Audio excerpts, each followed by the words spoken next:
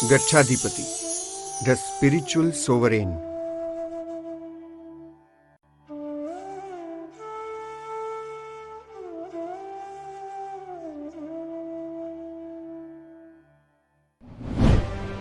Today is a very special and auspicious day.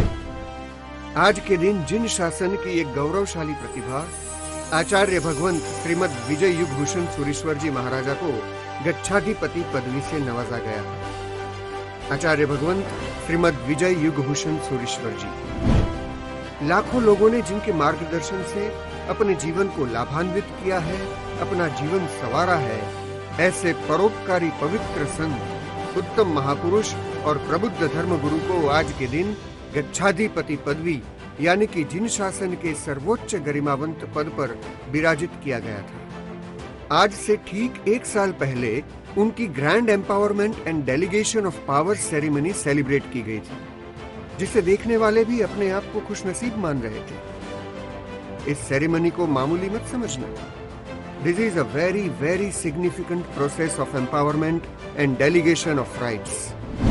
जिस तरह देश का सुचारू संचालन करना हो तो एक प्रशासन या आज्ञातंत्र का होना बहुत जरूरी है, उसी तरह धर्म का भी एक प्रशासन होता है, आज्ञातंत्र होता है, जिसे धर्म तीर्थ के नाम से जाना जाता है। इसमें राज्य शासन की तरह ही अलग अलग पोस्ट्स, अथॉरिटीज होते हैं। किसी भी बड़े इंस्टीट्यूशन के संचालन के लिए एक व्यवस्था तंत्र होता है, जिसमें मेरिट्स के आधार पर व्यक्ति को पोस्ट पर नियुक्त किया जाता है और रिस्पॉन्सिबिलिटीज को परफॉर्म करने के लिए उन्हें नेसेसरी पावर्स भी दिए जाते हैं। वास्तव में ये बहुत ही इंटरेस्टिंग है कि जैन धर्म में जो भी पोस्ट्स और अथॉरिटीज है, उनका ओरिजिन यानी कि सोर्स ऑफ पावर कोई सामान्य आदमी नहीं, बल्कि खुद तीर्थंकरों द्वारा ये सारे पावर्स ट्रांसफर किए जाते हैं। तीर्थंकर जो स्वयं एक धार्मिक सार्वभौम व्यक्तित्व है, उनके द्वारा उनके वंशज जो गणधर होते हैं, उनको भी सार्वभौमत्व के अधिकार डिवॉल्व किए जाते हैं। यानी कि तीर्थंकरों की अनुपस्थिति में गणधर ही तीर्थंकर तुल्य होते हैं और तीर्थंकरों के तुल्य पावर्स भी उन्हें मिलते हैं, क्योंकि तीर्थंकरों की जिम्मेदारियां अब उनके कंधों पर है। अब सभी तीर्थंकर टॉप मोस्ट सोवरेन अथॉरिटी कैसे बनते हैं, ये भी जान लेते हैं। तीर्थंकर स्वयं अपनी आत्मा के डेवलपमेंट से आत्मा में ही शुद्ध धर्म का या शुद्ध तत्व का प्रागट्य किया और विश्व विजेता बनने तक का सफर पूरा किया, वो भी अपने बल पर। भीतर से पूर्ण विकसित होकर खुद इतने समर्थ और शक्तिमान बने कि विश्व में कोई इनकी तुलना या बराबरी या स्पर्धा में इनको जीत न पाए। और यही तो आत्मा की विश्व विजेता बनने की यात्रा का चरम बिंदु है, जिस पर उन्होंने स्वयं पहुंचकर पूरे विश्व को इस मार्ग पर कदम बढ़ाने का उपदेश दिया और हम सभी को जीतने की स्पष्ट दिशा बताई। जय विजय के स्वामी बनना हर व्यक्ति के हाथों में है, ऐसा दृढ़ आत्मविश्वास सही तत्व ज्ञान के द्वारा उन्होंने अनुयायियों को प्राप्त कराया। और तो और विश्व के उपकार के लिए एक ऐसे व्यवस्था तंत्र या आज्ञा तंत्र की स्थापना की, जिसके आलंबन से युगों युगों तक उनकी आज्ञा का पालन करते करते असंख्य अनंत आत्मा अपने सारे बंधनों से मुक्ति पाकर पूर्ण आनंद या परम सुख में लीन होते रहे। उनकी यही उपलब्धि उन्हें स्वयं सुप्रीम स्पिरिचुअल सोवरेन बनाती है, क्योंकि अब वे किसी के भी अधीन नहीं है। इसका सीमा चिन्ह यह है कि टेम्पोरल सोवरेन किंग्स और एम्परर्स भी इनके चरणों में सर झुकाते थे। भगवान महावीर इस धर्म शासन के सबसे पहले स्पिरिचुअल सोवरेन थे और किंग एम्परर्स की सोवरेनिटी से भी ऊंची उनकी स्पिरिचुअल सोवरेनिटी होने की वजह से उनके चरणों में सारे राजा महाराजा उनको नमस्कार करते, उनकी हित शिक्षा सुनने लालायित रहते थे। और इतिहास गवाह है कि उस समय के जितने भी मुख्य भारत के राजा महाराजा थे, वे प्रभुवीर के भक्त थे। यही बताता है कि स्पिरिचुअल सोवरेनिटी टेम्पोरल सोवरेनिटी से बहुत ऊंची और पवित्र है। मोस्ट इंपॉर्टेंट बात तो यह है कि तीर्थंकरों द्वारा स्थापित की गई ये महाप्रभावशाली सोवरेनिटी की परंपरा आज भी मौजूद है। आज भी सोवरेन तीर्थंकरों से डेलीगेटेड पावर से ही ये तंत्र चला आ रहा है ना आश्चर्य वाली बात। इस रहस्य को जानने के लिए बने रहिए हमारे साथ इस वीडियो के अंत तक। अंतिम तीर्थंकर श्रमण भगवान श्री महावीर स्वामी ने वैशाख सुद एकादश के शुभ दिन गौतम स्वामी आदि अपने 11 गणधरों को जिन शासन की धुरा वहन करने के लिए सारे राइट्स एम्पावर किए। गणधर यानी कि जो गण को, समुदाय को धारण करे, जो अपने डिसाइपल्स का अनुशासन करे, उनको आत्महित के लिए मार्गदर्शन दे।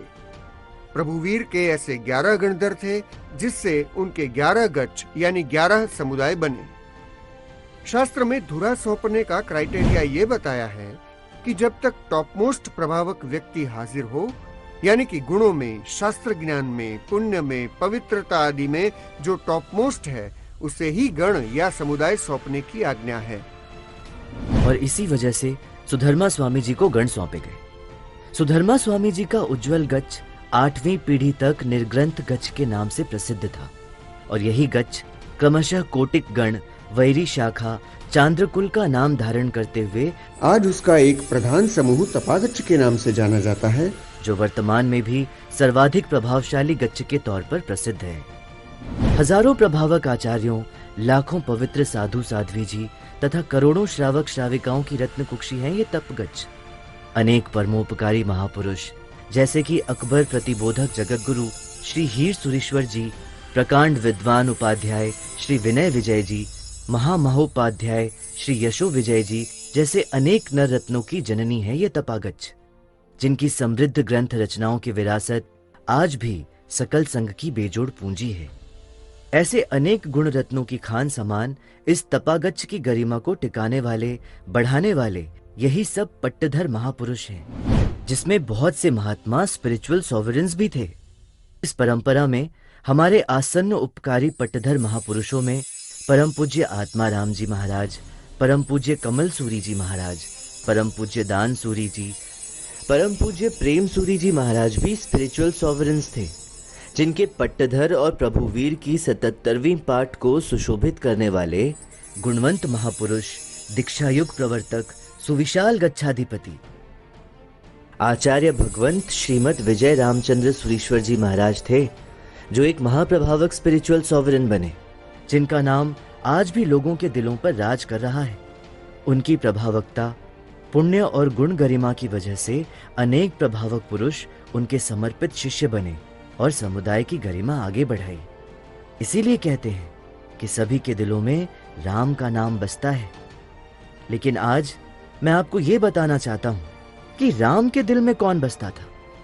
आचार्य विजय रामचंद्र सुरेश्वर जी महाराजा को एक बार उनके एक निकट के श्रावक ने पूछा था कि आपकी प्रभावकता से आपने अनेकों के हृदय परिवर्तन किए, अनेकों के दिलों को जीता है, उनके दिलों पर आप राज कर रहे हैं, लेकिन आपके इस विशाल शिष्य समुदाय में आपका दिल जीतने वाले, आपके दिल में जगह पाने वाले कौन भाग्यशाली महात्मा हैं?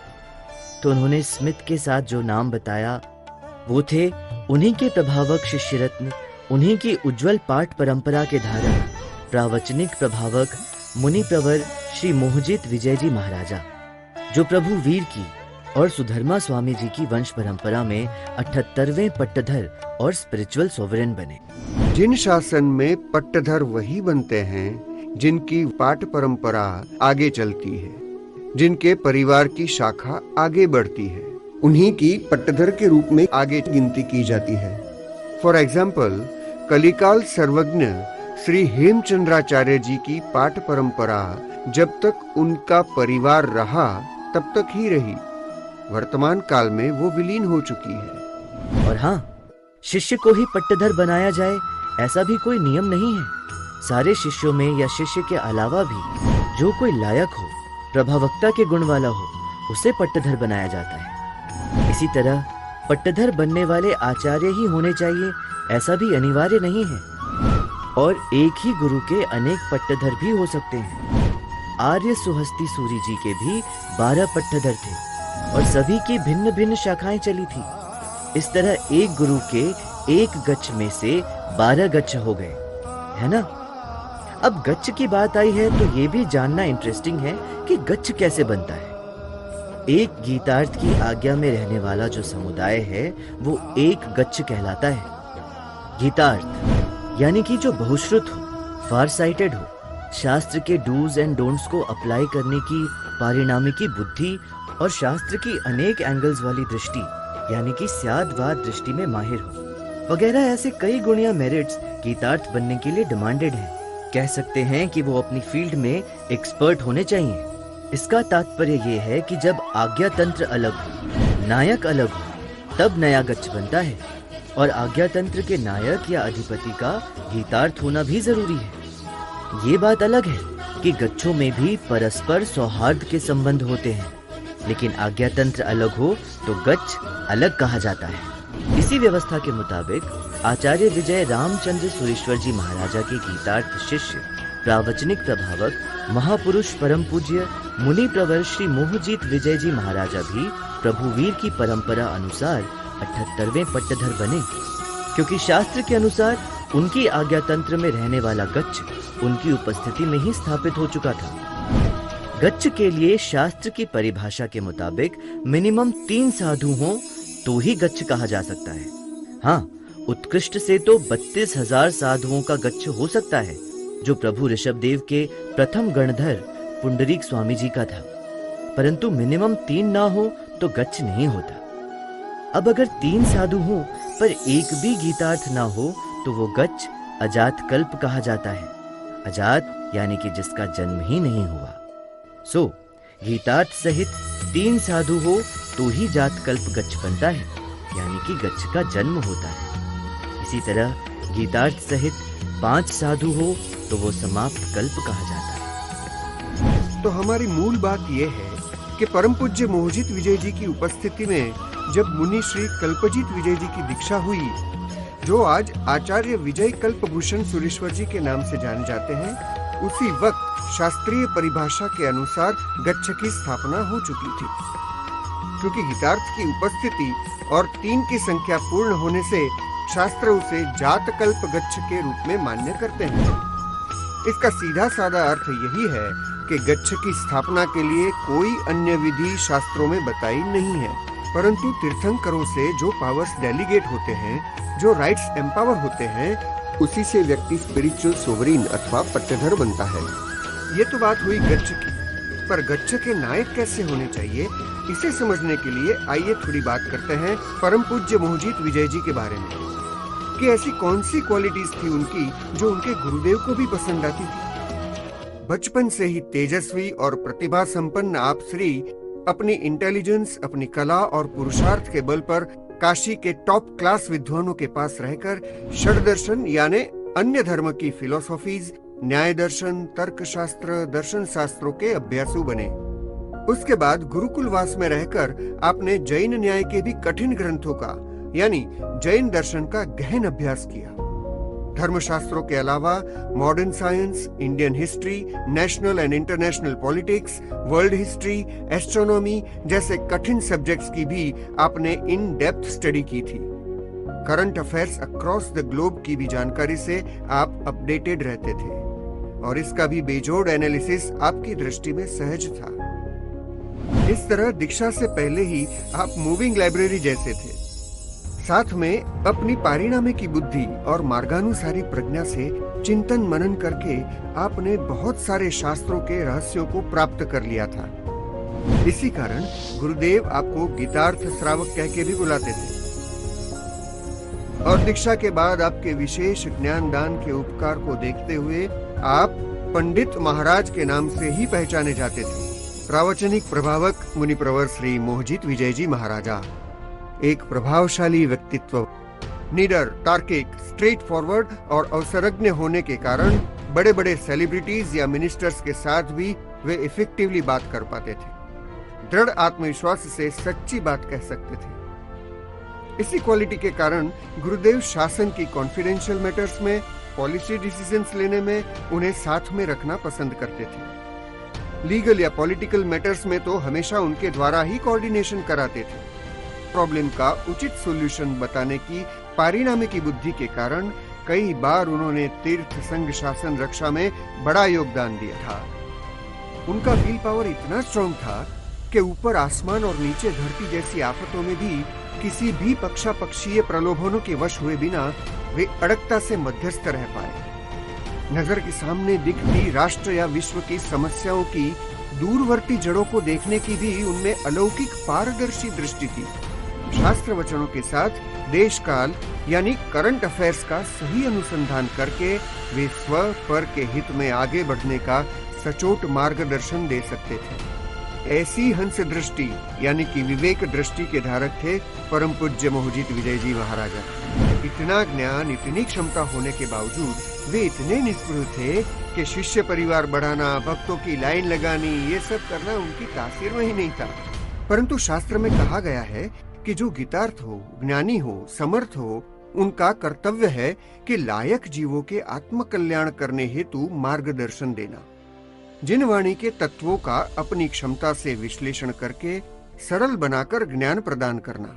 इसलिए वे अपनी शारीरिक प्रतिकूलता में भी कभी प्रवचन को मांगलिक यानी के बंद नहीं रखते थे। 4 डिग्री बुखार में भी वे आंखें बंद करके बस एक ही धारा से जिनवाणी का प्रवाह बहाते जाते। प्रवचन के द्वारा उन्होंने अनेकों के दिल में अध्यात्म, वैराग्य और वीरति की भावना की ज्योत जलाई। इतनी सारी रिच क्वालिटीज होने के बावजूद हम सबकी ये सच में कम नसीबी है कि ऐसी सोवरीन पर्सनालिटी यानी कि सार्वभौम व्यक्तित्व को संघ के कल्याण हेतु किसी भी पदवी से नवाजा नहीं जा सका। पदवी दिलाने में एक रुकावट थी उनकी शारीरिक तकलीफें, जिनके कारण वे योगोद्वहन नहीं कर पाए। पर इससे भी महत्व का कारण तो उनकी निष्प्रियता थी, जिसके कारण वे न तो शिष्य करने के लिए तैयार थे और न ही पदवी लेने के लिए। उन्हें तो बस अपनी ज्ञान, ध्यान, चिंतन, अनुप्रेक्षा की दुनिया में ही आनंद था। इसी कारण गच्छ की स्थापना भी हो गई और वे गच्छ के अधिपति भी शास्त्रानुसार तो थे ही, परंतु गच्छाधिपति पदवी से जाहिर में हम उन्हें नवाज नहीं पाए। परंतु इसका अर्थ ये नहीं है कि वे गच्छ के कर्तव्य नहीं कर सकते। शास्त्र तो कहते हैं कि जो गच्छ के हितार्थ हैं वो पर्सनल राग द्वेष को बीच में लाए बिना, पदवी के मोह से परे होकर, लोक निंदा या गलत अभिप्रायों की चिंता किए बगैर एकमात्र शुभ भाव से तीर्थंकरों की आज्ञानुसार यदि पद के कर्तव्य अदा करते हैं, पद की गरिमा के अनुसार उचित वर्तन करते हैं, तो शास्त्रों में उन्हें भाव से पदवीधर ही कहा है। इसी जिनाज्ञा के कारण गच्छ के पालन अनुशासन के लिए परम पूज्य मोहजित विजय जी ने बिना पदवी के भी शास्त्रानुसारी मार्गदर्शन देना, संघ, शासन, तीर्थ रक्षा में सहयोग देना, निर्णय लेना आदि अपने कर्तव्य बखूबी निभाए।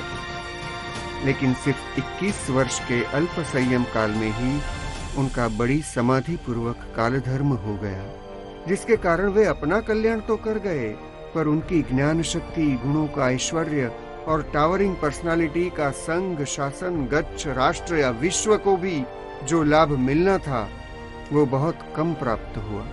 और ये नुकसान सिर्फ जिन शासन को ही नहीं, पूरे विश्व को हुआ है। प्रसिद्ध न्यूज़पेपर टाइम्स ऑफ इंडिया ने उन्हें पावर हाउस ऑफ नॉलेज कहकर संबोधित किया था और श्रद्धांजलि दी थी। परंतु जाते जाते भी उन्होंने अपना कर्तव्य निभाना नहीं चूका। जब उन्हें पता चला कि अब मृत्यु नजदीक ही है, तब अपनी फार साइड से उन्होंने अपने विशाल हृदय में जो भी शास्त्र के रहस्य, हिस्ट्री, इंटरनेशनल पॉलिटिक्स आदि की रहस्यमय बातें आज तक संजो कर रखी थी, अनुभव, ज्ञान और चिंतन से जो निष्कर्ष निकाले थे, जो कभी कहीं भी व्यक्त नहीं किए थे, वो सारे रहस्य उन्होंने एक के बाद एक अपने लघु भ्राता परम पूज्य युगभूषण विजय जी को बताने शुरू कर दिए। और अंत में कहा कि मेरे पास जो है वो सब तुझे देकर जा रहा हूँ, अब आगे इसकी परंपरा चलाने की जिम्मेदारी तुम्हारी है। उनके अधूरे कार्य पूरे करने का भी उन्होंने कमिटमेंट ले लिया था, क्योंकि पूज्य युगभूषण विजय जी में भी पट्टधर के और सोवरीन बनने के सारे गुण मौजूद ही थे। और शास्त्र की आज्ञा है कि एक सोवरीन अपनी सारी जिम्मेदारियां अपने उत्तराधिकारी को सौंपे बिना निवृत्त नहीं हो सकते। इस तरह गच्छ की सारी जिम्मेदारियां संघ, शासन या तीर्थ रक्षा के जो भी उनके अधूरे कार्य थे, उन सब की जिम्मेदारी युगभूषण विजय जी के कंधों पर आ गई और वे भी प्रभु वीर की परंपरा के 79वें पट्टधर बनने के साथ स्पिरिचुअल सोवरेन भी बने। मुनिश्री युगभूषण विजय जी, आप भी कुछ कम नहीं थे। आपने अपने बड़े भाई महाराज की विरासत को बहुत अच्छी तरह से संभाल लिया था। क्वालिटीज तो पहले से मौजूद थी ही।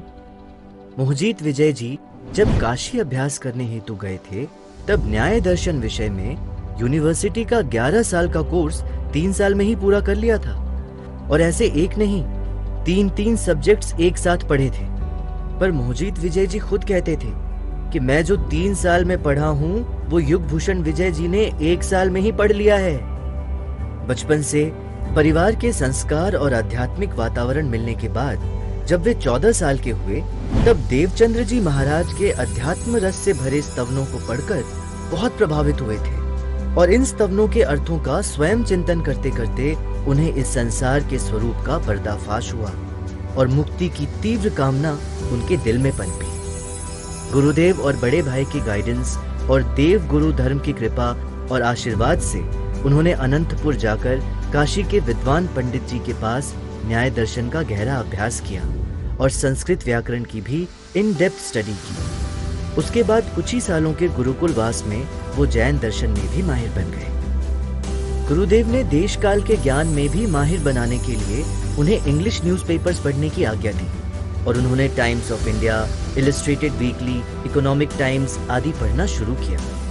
वैसे शास्त्रों के अभ्यास में ही उन्हें समय कम मिलता था, फिर भी गुरुदेव के आग्रह को उन्होंने मान्य रखा, जिसके फल आज हम सब देख रहे हैं कि आज के करंट अफेयर्स को भी वो ट्रांसपेरेंटली परख सकते हैं।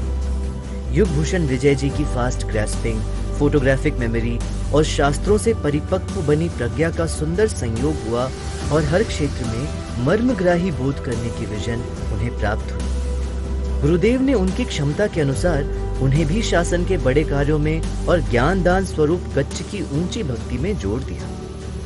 उनकी मेहनत, तेजस्वी प्रतिभा और उनके मोहक व्यक्तित्व के कारण उन्होंने अपने वडील महात्माओं के दिल तो जीत ही लिए थे और गुरुदेव का भी पूरा वात्सल्य उन पर बरस रहा था। वास्तव में ये कोई सरल कार्य नहीं है। सालों साल तक और सैकड़ों पीढ़ियों तक इस कार्य के फलस्वरूप शैली एक निस्पृही महात्मा को शोभा दे ऐसी थी। अल्प परिग्रह, जयना, उपयोग, समिति, गुप्ती उनके व्यवहार में छलकती थी और उनके जीवन की हर एक क्षण शासन की सेवा में सफल हो रही थी, मानो ये अणगार जिन शासन के श्रृंगार थे। मोहजीत विजय जी जब मौजूद थे, तभी उन्होंने पूज्य युगभूषण विजय जी की समर्थता और भावी लाभ को सामने रखते हुए युगभूषण विजय जी को आचार्य पदवी के लिए बहुत बार आग्रह किया, परंतु युगभूषण विजय जी ने बड़ी निष्ठुरता से साफ इनकार कर दिया।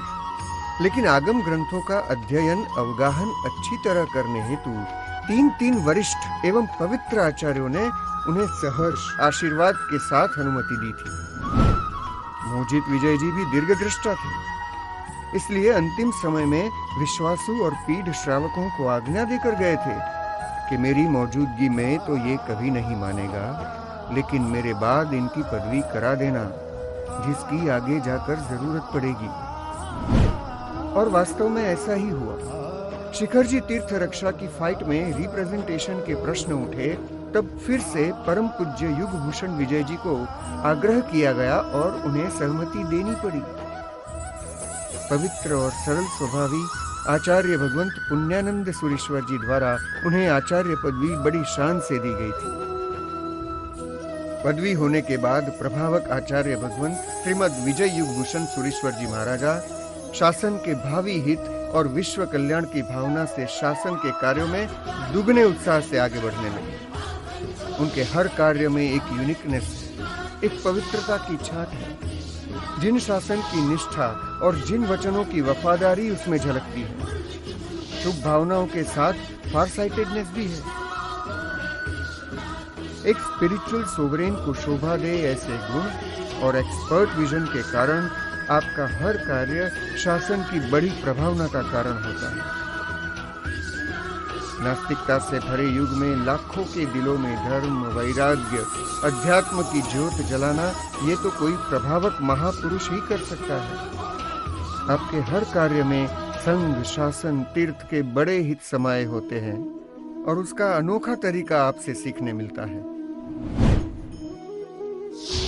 Spiritual enlightenment on mass level, along with securing the future of Sangh Shasan is the only pious goal of every world.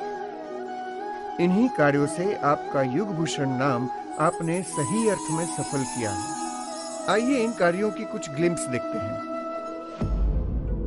केसरिया जी, शिखर जी आदि तीर्थों पर आए हुए आक्रमणों के बारे में जैनों में जागृति लाने हेतु पूज्य श्री ने अहमदाबाद, वडोदरा, भावनगर, मुंबई, बेंगलोर जैसे अनेक शहरों में हृदयस्पर्शी प्रवचन किए, जिससे रक्षा धर्म अभियान के लिए जैनों में काफी जागृति आई। प्रभु वीर के शासन में empowerment and delegations of rights कैसे किए जाते हैं, इसका एक अनोखा कॉन्सेप्ट मुंबई अगस्त क्रांति मैदान में ग्रैंड एग्जीबिशन द्वारा प्रदर्शित किया गया। इस रक्षा धर्म अभियान में भी लाखों लोगों ने भाग लिया था। इस अभियान के बाद पूज्य श्री धर्म तीर्थ संरक्षक के नाम से प्रसिद्ध हुए।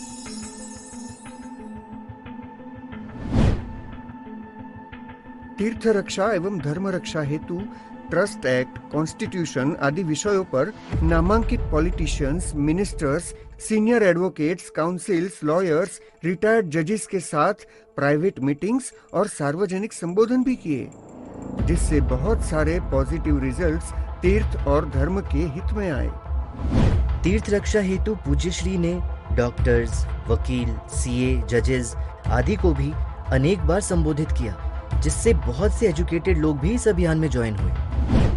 Gyan Jyoti, the world's first knowledge exhibition, जिसमें ज्ञान के प्रारंभ से पूर्णता तक की विकास यात्रा शास्त्रीय आधारों के साथ आधुनिक टेक्नोलॉजी के माध्यम से दिखाई गई थी, जिसमें ज्ञान प्राप्ति के 18 स्टेप्स और हर एक स्टेप्स 4 अलग अलग पर्सपेक्टिव से दिखाने का एक सफल प्रयास किया गया, जिसका कॉन्सेप्ट एवं गाइडेंस आचार्य भगवंत युगभूषण सुरेश्वर जी का ही था।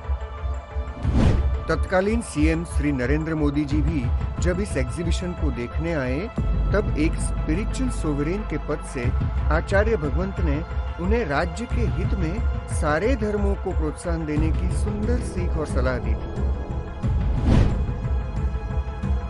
एक चीज मिलेगी वंडरफुल और चलमन जीतवा जाइए जैसी फेमस मूवीज और एक मजे की लाइफ जैसी नाटिका के द्वारा नए तरीके से आज की जनरेशन को धर्म और अध्यात्म के आदर्शों की इम्पोर्टेंस बताने का अनूठा प्रयास किया गया है। इन सब के मूल कॉन्सेप्ट प्रदाता भी पूज्य श्री है। पूज्य श्री के गाइडेंस से शत्रुंजय तीर्थ के प्रांगण में तीर्थ के विकास और रक्षा हेतु एग्जीबिशन रखा गया, जो गुजरात सरकार द्वारा निमंत्रित और आनंद जी कल्याण जी पेढ़ी द्वारा आयोजित था। इसे शत्रुंजय आदिनाथ महिमा महोत्सव नाम दिया गया था।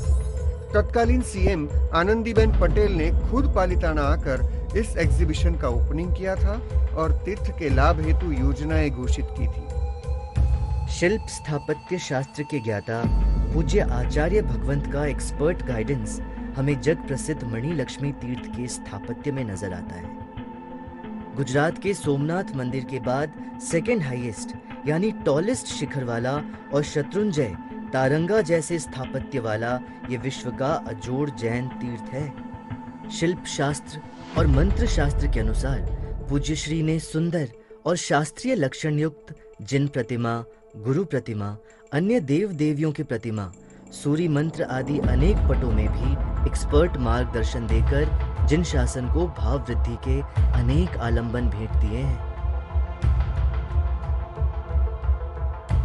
साबरमती रिवर फ्रंट में ग्रैंड 14 स्वप्नों का उतरना और सुंदर वातावरण में प्रभु का अनोखा जन्म कल्याणक का समारोह हजारों लोगों की भाव वृद्धि का कारण हुआ था। गुजरात के सीएम विजय रूपाणी जी की उपस्थिति में ही इसका ओपनिंग हुआ था, जहां टेम्पोरल पावर को एंजॉय करने वाले सीएम के साथ एक स्पिरिचुअल सोवरेन का अनोखा मिलन हुआ था। स्पिरिचुअल सोवरेन के नाते पूज्य श्री ने रूपाणी जी को तीर्थ रक्षा हेतु कुछ सुझाव दिए, जिससे रूपाणी जी इतने प्रभावित हुए कि उन्होंने आनंद जी कल्याण जी पेढ़ी के सदस्यों को तीर्थ रक्षा हेतु पूज्य आचार्य भगवंत युगभूषण सुरेश्वर जी के साथ विचार विमर्श करके अपने ऑफिस में बुलाया। सेव शिखर जी अभियान में सरकार के सामने पब्लिक प्रेशर लाने के साथ साथ जैनों की एकता का भी प्रयास किया गया, जिसमें चारों संप्रदायों के मुख्य धर्मगुरु एक साथ एक मंच पर तीर्थ रक्षा के लिए संगठित हुए। और सभा को संबोधित करने के बाद 15,000 से अधिक की जनसंख्या में सभी एक साथ विशाल अहिंसा रैली में शामिल हुए। सेव शिखर जी अभियान को देश विदेश से भी लाखों की संख्या में सपोर्ट मिला। इस अभियान का लक्ष्य यही था कि शिखर जी महातीर्थ की पवित्रता बनी रहे और इस तीर्थ को place of worship of Jains declare किया जाए। इस संदर्भ में जैनों को सरकार की तरफ से राइटिंग में ऑफिस मेमोरेंडम भी प्राप्त हुआ है। पूज्य श्री की प्रवचनों की सरलता, कन्विंसिंग और लॉजिकल शैली के कारण यंगस्टर्स पूज्य श्री से बहुत प्रभावित होते। सो यंगस्टर्स के लिए खोज 1 इन सर्च ऑफ हैप्पीनेस और खोज 2 रीडिफाइन योर करियर, इन शिविरों का सफल आयोजन हुआ, जिसमें पूना, बेंगलुरु, मुंबई, अहमदाबाद आदि कई शहरों से बड़ी संख्या में यंगस्टर्स शामिल हुए। एक तरफ इन सब प्रभावशाली कार्यों में सफलता मिलती गई और दूसरी ओर उनके गच्छ में भी इंटेलिजेंट एंड एजुकेटेड लोग जुड़ते गए। पूज्य श्री के प्रवचनों से प्रभावित होकर वैराग्य और अध्यात्म की भावना से कई युवान और प्रतिभा संपन्न मुमुक्षुओं ने उन्हें जीवन समर्पण किया, जिनमें doctor, CA, CS, engineers, professors, fashion designers आदि अलग अलग फील्ड्स के एजुकेटेड लोग शामिल हैं। यहाँ तक कि IITians भी पूज्य श्री के शिष्यों में हैं। उनका सामूहिक दीक्षा महोत्सव भी विजय प्रस्थान के नाम से बड़ा प्रसिद्ध हुआ है। ऐसे 3 विजय प्रस्थान सामूहिक दीक्षा महोत्सव के बाद गच्छ की संख्या आज बगैर किसी विशेष प्रयत्न के 3 से बढ़कर 87 तक पहुंच गई है।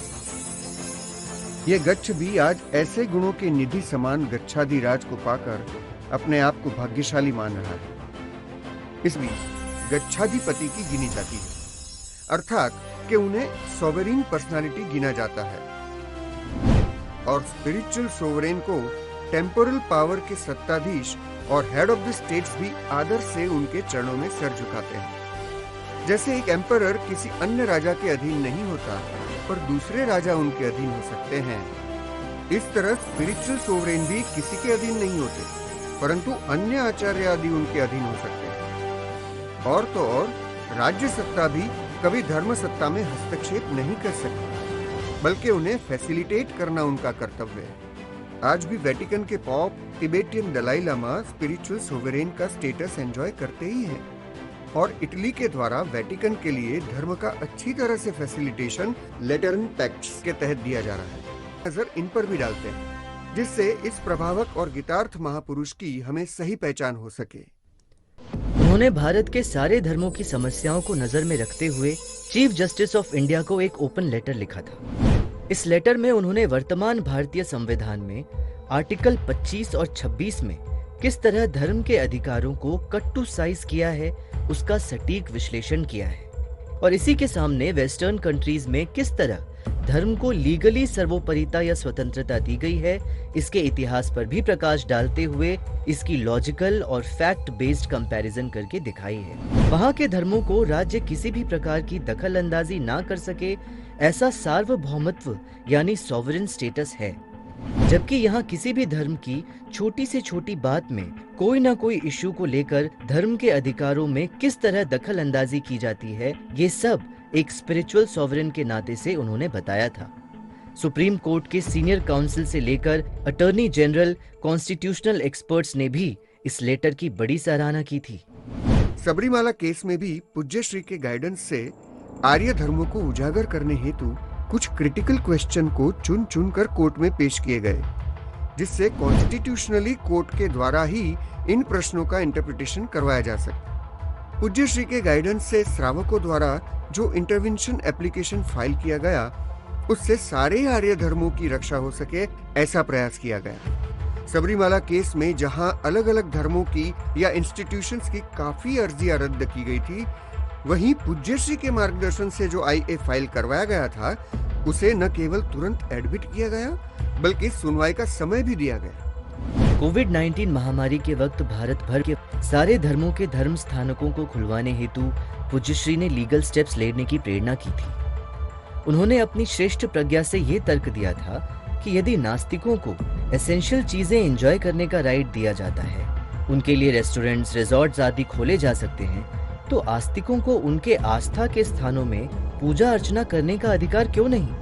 इसलिए मन और आत्मा की शांति के स्थानों को खुलवाने हेतु श्रावकों ने कोर्ट में PIL फाइल की थी। इसी महामारी के दौरान जैनों के महापर्व पर्युषण पर्व में सारे जिनालय और धर्मस्थान को खुलवाने के लिए भी दीर्घदृष्टा पूज्यश्री ने निर्देश किया, जिसके कारण सुप्रीम कोर्ट में पेटिशन फाइल की गई, जिसमें सैकड़ों सालों से चली आती पर्युषण पर्व की आराधना की परंपरा अखंडित बनी रहे, इस हेतु प्रयास किया गया और उसमें आंशिक सफलता भी पाई। कोरोना महामारी के संदर्भ में पूज्यश्री ने एक सॉवरेन पर्सनालिटी के नाते सेव ह्यूमैनिटी द्वारा दुनिया के लगभग 192 कंट्रीज के हेड ऑफ द स्टेट यानी कि सॉवरेन नेशन स्टेट्स के साथ पत्र व्यवहार किया, जिसमें पैंडेमिक से किस तरह बचा जाए, उसके लिए क्या उपाय मास लेवल पर किए जाएं, कैसे महामारी को रोका जाए, इसका शास्त्रीय और प्रैक्टिकल मार्गदर्शन दिया था।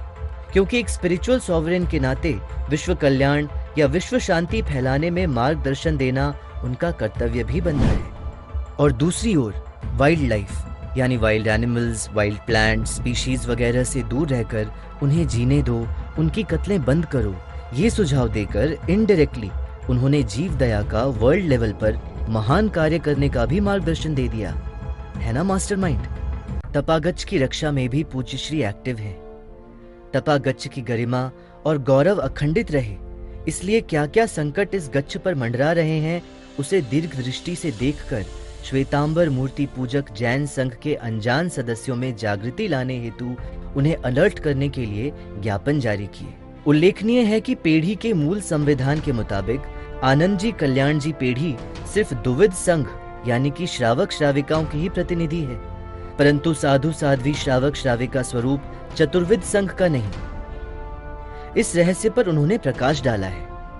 इसी के तहत मोहजीत विजय समुदाय की ओर से एक ज्ञापन ऐसा भी जारी किया है, जिसमें घोषित किया गया है कि संघ और शासन के हित में मोहजीत विजय जी समुदाय के अनुयायी साधु साध्वी श्रावक श्राविका रूप चतुर्विध संघ से जुड़े कोई भी रिलीजियस या कानूनी मैटर्स में किसी भी प्राधिकरण या मंच या अन्य किसी भी संगठन के समक्ष आनंद जी कल्याण जी ट्रस्ट अब उनका प्रतिनिधित्व नहीं कर पाएगा। इसके द्वारा उन्होंने तीर्थ, संघ, शासन की आफतों में स्वतंत्रता से सही निर्णय लेने के मार्ग को खुला किया है। आनंद जी कल्याण जी पेढ़ी को सुधारात्मक कदम उठाने के कई अवसर देने के बाद उन्होंने ये घोषणा की है। इसे समझने के लिए हमें थोड़ा पास्ट में जाना होगा। आप सब जानते ही हैं कि आज से करीबन 400 साल पहले जगत गुरु हीर सुरेश्वर जी महाराजा ने अकबर जैसे मुस्लिम सम्राट को भी अपनी प्रभावकता, गुण वैभव और पारिणामिकी दूरदर्शी दृष्टि से प्रतिबोधित किया था और जैन धर्म की फिलॉसफी से उसे बड़ा प्रभावित किया था, जिसके कारण उसने अपने साम्राज्य में साल में 6 महीने तक अहिंसा प्रवर्तन करवाया था। जैनों के महापर्व के दिनों में मांस, मदिरा आदि व्यसनों पर पाबंदी घोषित की थी और सुंदर जीव दया का पालन किया था। इतना ही नहीं, जैनों के अनेक महापवित्र तीर्थों की समृद्ध विरासत को सुरक्षित रखने हेतु उसने अपने हस्ताक्षरों में ऐसे फरमान लिखकर दिए थे जिससे कोई भी राजकीय सत्ता उस पर नजर भी ना डाल सके। इसी कारण इन तीर्थों की पवित्रता को अखंडित बनाए रखने में बड़ी सहायता हुई थी। इन तीर्थों का संचालन धीरे धीरे श्री आनंद जी कल्याण जी पेढ़ी यानी AKP के हाथों में सौंपा गया। हमारे पूर्वजों ने बड़े विश्वास और अच्छी भावना से AKP को श्वेतांबर मूर्ति पूजक संघ के रिप्रेजेंटेशन का कार्य सौंपा था, जिसके तहत इन महातीर्थों की रक्षा करने की जिम्मेदारी उन पर आई। इस अवसर पर हमें इन तीर्थों की पवित्रता को, इनके प्रभाव को याद करना जरूरी है। जैनों के जो महातीर्थ हैं वे सारे पवित्रता और विशुद्ध भावों के पावर हाउस जैसे हैं। जैसे शिखरजी तीर्थ को ही ले लो, जहाँ पर जैनों के 20-20 तीर्थंकरों ने साधना और निर्वाण की प्राप्ति करके इस तीर्थ को अपनी पवित्रता और विशुद्ध भावों से चार्ज्ड अप किया है, जिसके आलंबन से असंख्य आत्माओं ने यहाँ पर मुक्ति की प्राप्ति की है। इसी तरह शत्रुंजय महातीर्थ तो अनंत आत्माओं की सिद्ध भूमि है, साधना भूमि है। जैनों के 23 तीर्थंकरों ने यहाँ पदार्पण करके देशना दी है, जिससे करोड़ों आत्माओं ने यहाँ पर मुक्ति पाई है। गिरनार जी महातीर्थ 22वें तीर्थंकर के 3 कल्याणकों की भूमि। केसरिया जी जो प्राचीन होने के साथ रिचेस्ट भी है। उदयपुर के राणाओं ने भी केसरिया जी के नाम पर कितने ही आभूषण, जमीन आदि भेंट किए थे, जिससे तीर्थ की रक्षा, संचालन अच्छी तरह से हो सके।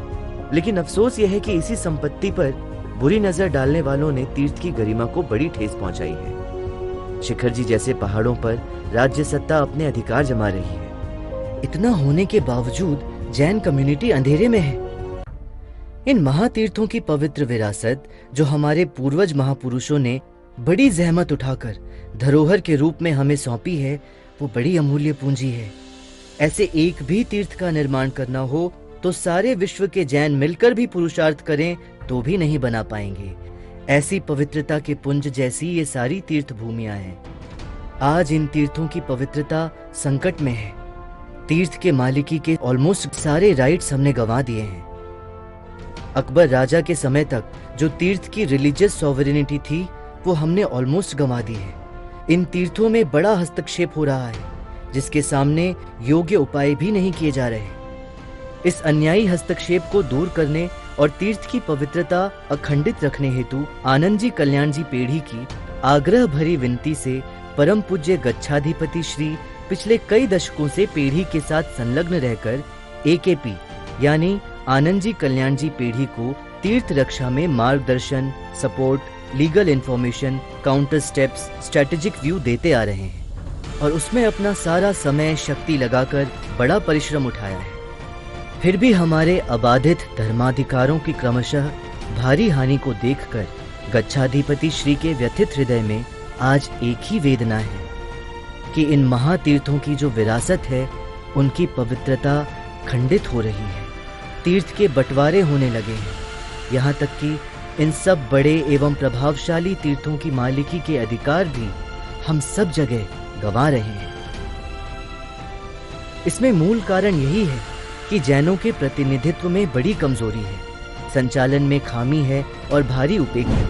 पिछले 200 सालों में हम धीरे धीरे इन तीर्थों के अधिकार खोते चले आ रहे हैं। हर नए दिन नया हस्तक्षेप, नई दखलंदाजी को सहते आ रहे हैं और इनके सामने सही दिशा में कदम भी नहीं उठाए जाते क्योंकि इसकी जानकारी ही नहीं है। इतनी उपेक्षा है कि जागृत होने के बावजूद जो सो रहे हैं उन्हें कैसे जगाया जाए, यही प्रश्न खड़ा हो गया है। आज इस डेमोक्रेटिक कंट्री में हमें अपने लीडर को चुनने का, उन्हें वोट देकर इलेक्ट करने का राइट दिया गया है, जिसके तहत आप अपनी पसंद के व्यक्ति को वोट देकर अपने प्रतिनिधि को सत्ता पर बिठा सकते हैं। लेकिन इसमें ड्रॉबैक इतना ही है कि आपका प्रतिनिधि यदि देश के समाज के अहित में प्रवृत्ति करे, उल्टी दिशा में उनके कदम बढ़ें, तो देश या प्रजा को भारी नुकसान तो पहुंचेगा, पर इसकी जिम्मेदारी आपके ऊपर भी आएगी क्योंकि आपने वोट देकर उन्हें इलेक्ट किया है। इसके कारण जो भी पाप प्रवृत्ति, हिंसा की प्रवृत्ति, अकल्याण की प्रवृत्ति हुई, उसका भारी पाप बंध आपके सिर आएगा ही। जैन धर्म के कर्मवाद का सिद्धांत तो आप जानते ही होंगे। करण, करावण, अनुमोदन, सरीखा फल निपजावे। यानी जो पाप करे, जो करवाए और उसमें जो भी अनुमति दे, उन सबको समान अनिष्ट फल की प्राप्ति होती है। ठीक इसी तरह आनंद जी कल्याण जी पेढ़ी के प्रतिनिधित्व में जो भी हमारे तीर्थों का विनाश हो रहा है, जो भी हमने धर्माधिकार धीरे धीरे गंवाए हैं, तीर्थों की जो आशातना हो रही है, संघ शासन के तीर्थ के अहित में जितनी भी प्रवृत्तियां हो रही हैं, उन सब में यदि हमारा समर्थन होगा तो हमें भी भारी पाप बंध और दुर्गति की। इस प्रतिनिधित्व का समर्थन करने वाले जो भी हैं, उन्हें शास्त्रानुसार ये दोष लग ही रहा है। ऐसा श्रेष्ठ जिन शासन पाने के बाद हमें यदि अपना भावी सुरक्षित करना हो, इस महा आशातना से बचना हो, इस दलदल से बाहर निकलना हो, तो परम पूज्य गच्छाधिपति श्री ने श्री संघ को सही दिशा, सही रास्ता दिखाया है कि जिसे भी तीर्थों के नाश में हिस्सेदारी ना लेनी हो, तीर्थों की घोर आशातना में महादोष से बचना हो, उनके लिए वर्तमान संयोग में यही एक रास्ता है जो पूज्य श्री ने अपनी शास्त्रानुसारी पारिणामिकी बुद्धि से दिखाया है और इससे श्री संघ पर महान उपकार किया है। इसी के साथ पूज्य श्री ने श्वेतांबर मूर्ति पूजक जैन संघ की सुरक्षा हेतु योग्य प्रतिनिधित्व का ऑल्टरनेटिव ऑप्शन भी खुला कर दिया है, जो पिछले 200 सालों में अनप्रेसिडेंटेड घटना है। जैनों के तीर्थों में जो अन्य धर्मों द्वारा या वर्तमान राज्य सत्ता के द्वारा अन्यायी हस्तक्षेप या अवरोध खड़े किए गए हैं, उनके निवारण के लिए उचित स्टेप्स क्या हो सकते हैं, इसका जिनाज्ञानुसारी मार्गदर्शन पूज्य श्री ने श्रावकों को दिया। राज्य सत्ता के द्वारा जो सोवरेन धर्म सत्ता में हस्तक्षेप हो रहा है, उसके लिए भी एक स्पिरिचुअल सोवरेन के नाते पूज्य श्री ने योग्य उपाय कर उचित कदम उठाए हैं। भारत के बहुत से उच्च अधिकारी यानी PM, CM, presidents, external affair ministers आदि को अपने अपने विषय में प्रजा के कल्याण हेतु एक स्पिरिचुअल सॉवरेन के नाते पूज्य श्री ने मार्गदर्शन देते हुए पत्र व्यवहार किया। इन सब बेजोड़ और अनोखे शासन के कार्यों के अलावा एक आदर्श धर्माचार्य के तौर पर उन्होंने अनेक प्रभावक छरी पालित संघ, उपधान तप, अंजन शलाका, प्राण प्रतिष्ठा, गृह जिनालय प्रतिष्ठा, अनोखी 99 यात्रा आदि के द्वारा भी बेजोड़ शासन प्रभावना कराने में मात्र उपदेश और निश्चय प्रदान करके कारण बने हैं। आज इतनी शारीरिक तकलीफों के बावजूद भी दिन का अधिकतर समय वे शासन के कार्य में व्यस्त रहते हैं, और वो भी इतनी आंतरिक प्रसन्नता के साथ। ये भी उनका अद्भुत सहनशीलता गुण है। उनकी सौम्य मुखाकृति, सौहार्दता तथा उचित आचरण, कोमल वाणी और वात्सल्य भरी आंखें, इनमें कहीं पर भी अपनी शारीरिक तकलीफों की जरा भी शिकायत नहीं झलकती, और बस विश्व कल्याण और शासन रक्षा के उद्देश्य से वे तीर्थंकरों द्वारा दिए गए कर्तव्यों को सुंदर तरीके से निभाकर इस गच्छाधिपति पद की शोभा बढ़ा रहे हैं। अंत में जो सुनने के लिए हम सब आतुर हैं, आइए सुनते हैं परम पूज्य गच्छाधिपति युग भूषण सूरीश्वर जी महाराजा के हृदय स्पर्शी शब्दों में उनकी हित शिक्षा। अनंत उपकारी, अनंत ज्ञानी, चरम तीर्थपति श्री महावीर परमात्मा ने आज से 2500 से भी अधिक सालों पहले हम सबके उपकार के लिए इस धर्म तीर्थ की स्थापना की थी। इसी परम तीर्थ रूप प्रभु का शासन आज बहता बहता हमें इस 5वें आरे में भी प्राप्त हुआ है। श्रमण भगवान श्री महावीर स्वामी ने वैशाख सुदी एकादश के दिन गौतम स्वामी आदि 11 गणधरों को जिन शासन की धुरा वहन करने के लिए सारे अधिकार सौंपकर शासन की स्थापना की थी, और इन्हीं से जिन शासन की परंपरा बहती बहती आज हम तक पहुंची है। मेरे परमोपकारी गुरुदेव आचार्य विजय रामचंद्र सूरीश्वर जी महाराजा इसी परंपरा में 77वें पट्टधर और विशाल साधु साध्वी वृंद के अनुशासक गच्छाधिपति थे। उनके पट्टधर, प्रावचनिक प्रभावक और मेरे बड़े गुरु भाई परम पूज्य मुनि प्रवर श्री मोहजित विजय जी महाराजा भी सच में गच्छाधिपति थे, और उनके बाद आज कर्तव्य के रूप में ये जिम्मेदारी मुझे इस उम्र में लेनी पड़ी है। वास्तव में व्यक्तिगत रूप से इस पदवी की कोई जरूरत नहीं है। आज तक जिन शासन के इस व्यवस्था तंत्र के कारण और देवगुरु धर्म की कृपा और आशीर्वाद से मुझे जीवन में बहुत कुछ प्राप्त हुआ है, और जिन वचनों के उपकार से मेरा जीवन बड़ा ही उन्नत और उज्जवल हुआ है। I feel I am the richest person on this earth, really. जीवन में मैंने जितना पाया है और एंजॉय किया है, उसका मुझे अत्यंत संतोष और आनंद है।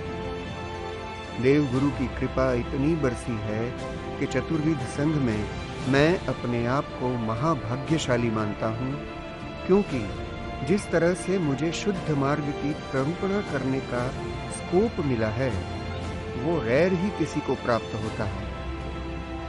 इसमें मुख्य उपकार वडिल गुरु बंधु परम पूज्य मोहजित विजय जी का है। मोहजित विजय जी कहते थे, हम पर आसमानी सुल्तानी जैसी आफतें भी बरस जाएं तो भी परवाह नहीं, बस हमने जो जिन वचन को जाना है, समझा है, उसी की जगत में प्ररूपणा करते करते शुद्ध दर्शनाचार के पालन के साथ ये भव पूरा हो जाए तो भी ये भव सफल है। वे हमेशा कहते थे कि कभी भी पक्षा पक्षी में मत पड़ना, न्यूट्रल रहकर आराधना करना, कराना, और इसे कैसे अमल करना, इसका उपाय भी वो बताकर गए हैं। इस पदवी ग्रहण के लिए परिवार ने मिलकर जो विनती की, इस विनती की ऐसे तो कोई जरूरत नहीं थी, क्योंकि मेरी शारीरिक प्रतिकूलता के कारण मैं इतना श्रम नहीं ले सकता। और समय भी नहीं दे पाता। लेकिन आज जो वर्तमान संघ की परिस्थिति है, जो संघ का वातावरण है, उसमें व्यवहार से भी गुड ऑफिस न हो तो रिस्पांस मिलना भी मुश्किल हो जाता है। इसलिए बहुत विचार विमर्श करके कई चर्चाओं के निष्कर्ष के बाद इस विनती का स्वीकार कर रहा हूं। ये पदवी को स्वीकारने के मुख्य दो ही कारण हैं। एक तो इससे तीर्थ रक्षा, श्रुत रक्षा, संघ रक्षा के कार्य में गति आए, और दूसरा परिवार के साधु साध्वियों को रिप्रेजेंटेटिव आइडेंटिटी मिले। क्योंकि पिछले वर्ष ऐसा अनुभव हुआ कि रिप्रेजेंटेशन की बात को लेकर शासन के कार्य में बड़ी दिक्कतें आईं, और योग्य बात होने पर भी, वडीलों की इच्छा होने पर भी वडीलों को सहमति देने का स्कोप न मिले, ऐसा हुआ। क्योंकि रिप्रेजेंटेटिव अथॉरिटी के साथ ही वे अमुक प्रकार के व्यवहार कर सकते हैं। इस बात को लक्ष्य में लेकर भविष्य में रिप्रेजेंटेशन का प्रश्न न उठे और शासन रक्षा प्रभावना के कार्यों में रुकावटें न आए, इस लाभालाभ को देखकर जब पदवी का आग्रह किया गया तो मैंने थोड़ा विचार किया और सहमति दी। वास्तव में इस पदवी का धर्म के दृष्टिकोण से एक ही अर्थ है कि अपनी आज्ञा में रहा हुआ जो भी साधु साध्वी, श्रावक श्राविका स्वरूप परिवार है, उनका जीवन भर अनुशासन करना, उन्हें उनकी शक्ति अनुसार शासन के कार्य में जोड़ना, उनसे शासन की सेवा कराना और गच्छ के रूप में उनका प्रतिनिधित्व स्थापित करके गच्छ की भविष्य की चिंता करनी। ये सारी जिम्मेदारियां इस पदवी को स्वीकारने वाले की आती है। वर्तमान में तो उनका अनुशासन करना ही है, लेकिन भविष्य में भी उनका योगक्षेम होता रहे, ऐसी व्यवस्था करने की जिम्मेदारी गच्छाधिपति की होती है। परिवार का योगक्षेम किए बिना वो नहीं जा सकता। और सत्ता के दृष्टिकोण से आज वर्तमान परिस्थिति में गच्छाधिपति पद जैन संघ में टॉप मोस्ट है।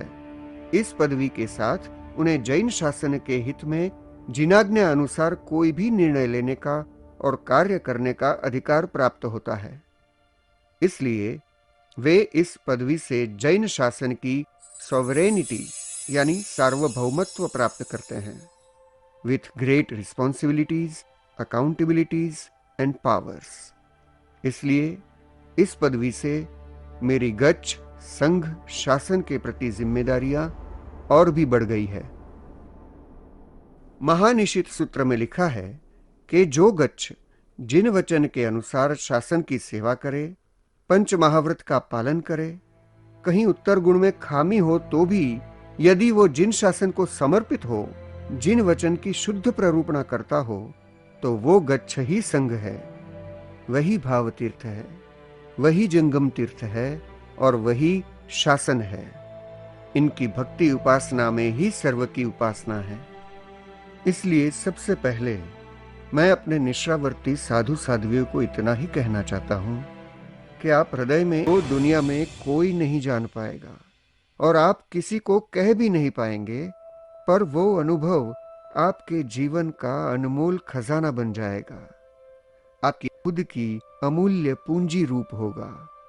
उपाध्याय जी महाराज ने स्तवन में कहा है कि आना पाले साहिब तुसे सकल आपदा कापे, यानी कि जो आज्ञा का पालन करता है उस पे भगवान अवश्य प्रसन्न होते हैं। और भगवान की आज्ञा यही है कि जिन वचन के अनुसार प्रामाणिक संविघ्न गीतार्थ ने जो आज्ञा अनुशासन दिया हो, उस पे उत्कट पुरुषार्थ करना और इस तरह आराधना करते करते जिन वचन की पूर्ण निष्ठा और समर्पण से भव बिताएंगे तो अवश्य ये भव सफल होगा ही। और जब भी जिन शासन की रक्षा प्रभावना के कार्य आए, तब तन मन धन की सारी शक्तियां लगाकर श्री संघ का उत्कर्ष हो, शासन की महिमा बढ़े, ऐसा थोड़ा भी योगदान करेंगे तो आप जल्द से जल्द इस संसार सागर को भी पार कर लेंगे। श्रावक श्राविकाओं को इतनी हित शिक्षा है कि गृहस्थों का जीवन तो पाप से ही भरा हुआ है, फिर भी जीवन में दूसरे पाप के कार्य न छोड़ सको, दूसरी आराधना या सुकृत न कर सको, तो भी शासन के राग से शासन रक्षा के कार्य में जुड़ गए तो भविष्य में ये शासन अवश्य मिलेगा। शासन की रक्षा प्रभावना का महत्व बताते हुए शास्त्र में स्पष्ट लिखा है कि तीर्थ या शासन की रक्षा का कार्य हो, उसमें यदि पंचेंद्रिय मनुष्य की भी हिंसा करनी पड़े तो भी चिंता नहीं, और एक दो नहीं पर लाखों करोड़ों की भी हिंसा हो जाए तो भी चिंता नहीं करनी। इस पर से सोचिए कि शासन रक्षा की महिमा कितनी है। इसी कारण से मैं और वडील बंधु तो जब से दीक्षा ली है तब से इसी कार्य में प्रवृत्त हैं, और अब परिवार को भी इसी की प्रेरणा करता हूं कि यदि शासन का जरा भी ऋण है ऐसा लगता हो तो जागृत होकर शासन की रक्षा के कार्य में जुड़ जाइए। मेरा तो जिंदगी का एक ही लक्ष्य है कि प्राण की परवाह किए बिना मैं शासन के कार्य करने वाला हूं, चाहे कोई साथ रहे या ना रहे। आज के दिन स्पिरिचुअल सॉवरेन पूज्य गच्छाधिपति आचार्य भगवंत श्रीमत विजय युग भूषण सुरेश्वर जी महाराजा को ऐसी शुभकामना देते हैं कि आपने अपने लहू की बूंद बूंद की तमाम शक्तियां लगाकर जिन शासन की आन बान शान को हमेशा उज्जवल बनाने का प्रयत्न किया है और भविष्य में भी करने वाले हैं, उसमें आपका पुण्य, शरीर बल, मनोबल, आत्मबल, पवित्रता, तेज, प्रभाव और भी बढ़ते रहें और आपको लंबे आयुष्य की प्राप्ति हो। पूरे विश्व में आपका पवित्र यश फैले, जिससे अनगिनत योग्य जीवों का कल्याण हो और आपसे ये स्वयं प्रभावशाली जिन शासन का विश्व में जय जयकार हो। ऐसी अंतर से शुभ मंगल कामना देते हैं। आज के पवित्र दिन पूज्य श्री से प्रेरणा लेकर हमें भी ये संकल्प करना चाहिए कि अपने पूर्वजों ने अपने पूरे जीवन का बलिदान देकर इस पवित्र जिन शासन की अविच्छिन्न परंपरा हम तक पहुंचाई है। इसी विरासत को अखंड रूप से आगे बढ़ाना हमारा भी कर्तव्य बनता है। ये शासन सुरक्षित रहे और भी उज्जवल बने और आगे भावी पीढ़ी तक पहुंचे, इसलिए शासन प्रभावना या रक्षा का जब भी अवसर आए तब हम सब अवश्य अपना योगदान देंगे। आइए संकल्प करते हैं एक साथ मिलकर।